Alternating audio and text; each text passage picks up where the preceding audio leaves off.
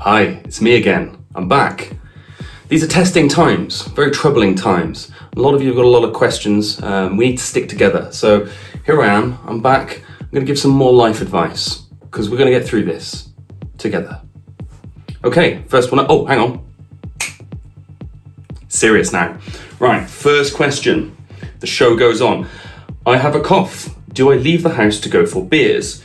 The media says alcohol is good for stopping the coronavirus. Now this is true, the media does say that alcohol is essential. As you'll notice, you can't buy alcohol hand gel anywhere. So the next logical conclusion would be to take it internally and through the heart and your blood and all the rest of you, you'll sterilize yourself from the inside out. So I think this is a very good idea. The only problem with your question here is you should already have the beer. You shouldn't leave these things until the last minute. You shouldn't need to go out and get more beer. You should already have enough. So yes, go and get the beer, but get enough so you don't need to go back out for at least 6 to 8 months. Okay, next question is about mastering. Been sending my tracks off to mastering engineers and I'm always disappointed with the results when I get them back. My masters always sound better. Do you have any tips or any mastering engineers you suggest or anything I should do? So I think there's 2 parts to this answer. The first part is, if your track's already sounding good, all a mastering engineer is going to do is make it sound louder. There's no dark arts here. They're not doing anything magical or mystical that you don't understand. A mastering engineer will just use, let's say, a compressor and a limiter, make your track sound louder if it's already well produced. If your master is a bit crappy, they might use something like EQ and a few other tips or tricks just to make it sound a little bit better. But essentially a mastering engineer's job is to make it sound loud and make it sound good everywhere.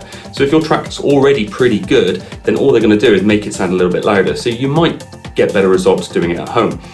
What I think's possible is the second part of this answer, is the mastering engineer's job is to make your track sound good everywhere. So when you're producing your track in your room, it's going to sound good to you in the context of that room because you've made it in that room. When you take it out of that room, it might sound terrible in the car, it might sound terrible in the club. The mastering engineers probably made your track sound better everywhere else. But when you bring that version back into your room, it might not sound as good as the version you've made because you've made it in that room. But his version or her version might sound better everywhere. So without hearing it, it's a bit tricky to know. So either all they're doing is making it a bit louder and they're ripping you off, or they're making it sound better everywhere else. So I would take your masters that you get back from your mastering engineer and I would play them on other systems and compare them to your version, see what's going on. Alternatively, send it to me and I'll master it. Next question.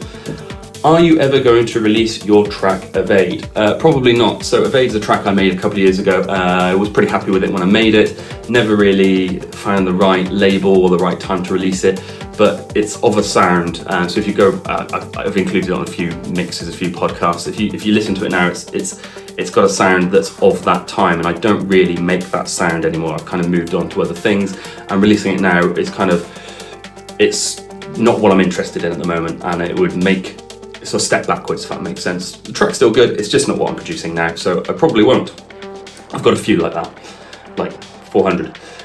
If you were banned from making prog, what genre would you make instead? So I'm not going to say melodic house and techno because that's the same genre. We all know it is. We all know everything that's released in melodic house and techno is progressive house, and everything that's released in progressive house is also progressive house. It's all the same genre. So I'm not going to cheat and say that. I think it would probably be techno, but I would miss the melodies. So it might be some sort of deep house. Not really thought about it. I wouldn't know really how to make anything else. I'm not really interested in anything else. I used to really be into deep house, so I might make deep house. I'd have to do a bit of singing, maybe a bit of soulful singing from me. Might spice things up a bit. Next question. So another question I didn't really understand, but it's about chord progressions.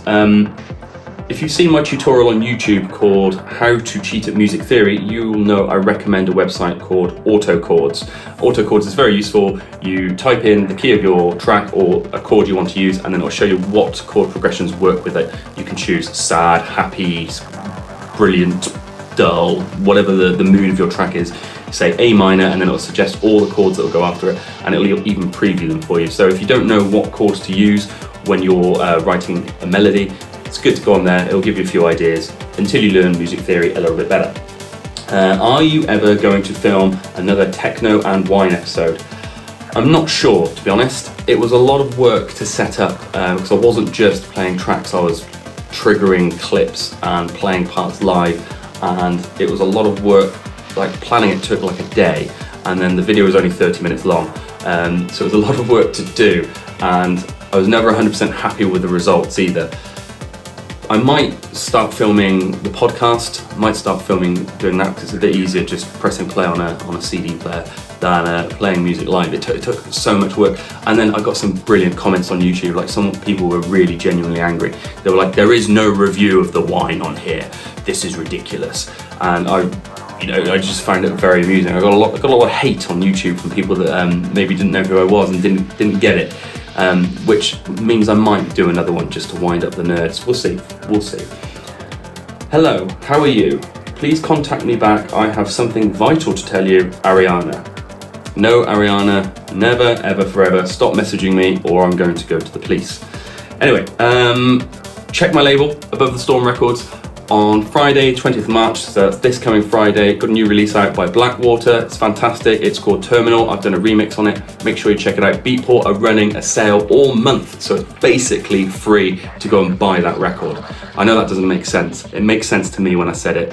It's free to go and buy that record. Buy both versions, support your local gangster, and I'll see you next time.